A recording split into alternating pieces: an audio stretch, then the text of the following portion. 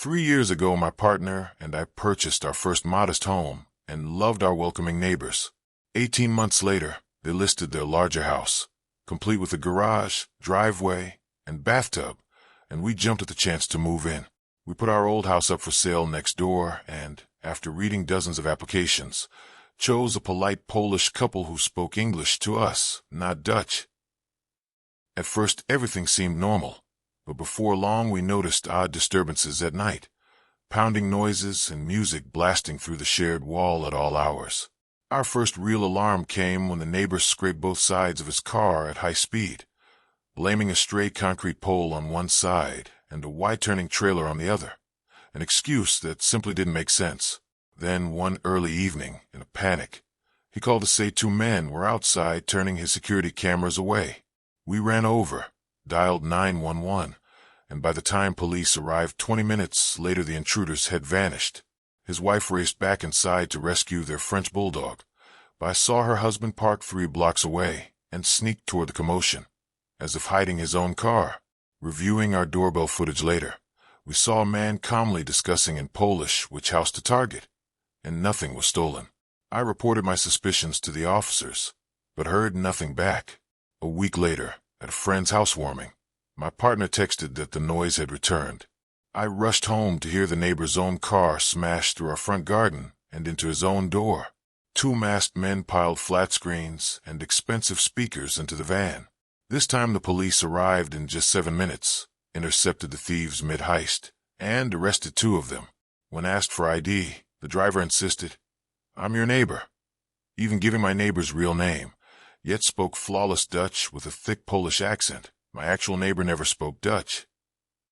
The thieves bolted, leading police on a chase down our quiet streets until they were boxed in and arrested. An officer then dusted the neighbor's house and hauled out a 3rd suspect. As we sat inside filing our damage report, the doorbell rang. There stood our real neighbor, battered and bloodied, one eye swollen shut, his mouth torn, arm slashed as if he'd been stabbed. The officer urged him to press charges, but he refused to cooperate and was sent home.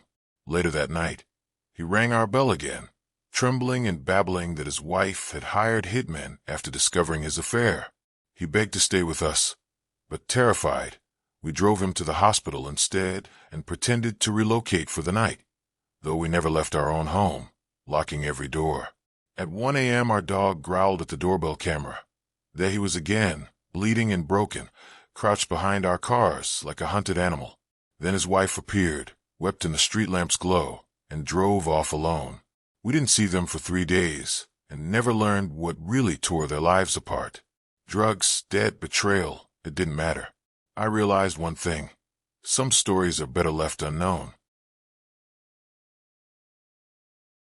Back in 2017, my parents moved our family, including my little sister, into a split-level home in suburban Montreal.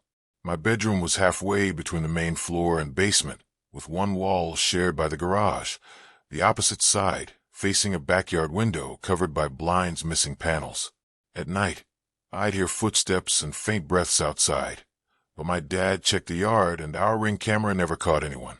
He insisted it was squirrels or my imagination, so I convinced myself it was the same. As weeks passed, the strange noises returned only in warmer months. I avoided looking out the window and refused to face the closet mirror reflecting that window.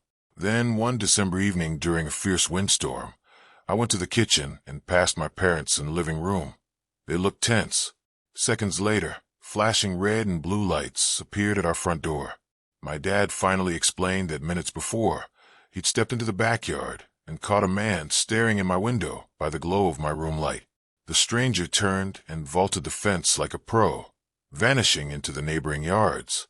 My parents called police at once and warned the next-door neighbor, but she shouted threats instead of gratitude. The responding officers said they couldn't do more than patrol the area and recommended extra cameras, which we installed. Days later, I nudged open my built-in bookshelf and discovered it concealed a hidden crawl space. Inside were discarded food wrappers, lotion, a switchblade, a half-eaten apple, and a small hole drilled in the wall directly aimed at my bed and desk. Whoever had lived there for who knows how long was watching me sleep, dress, play video games, even do homework. They knew every detail of my life. I've since moved out, and my parents still live there. I'm haunted by how long someone hid inches from me without ever being caught, and I pray that person never returns.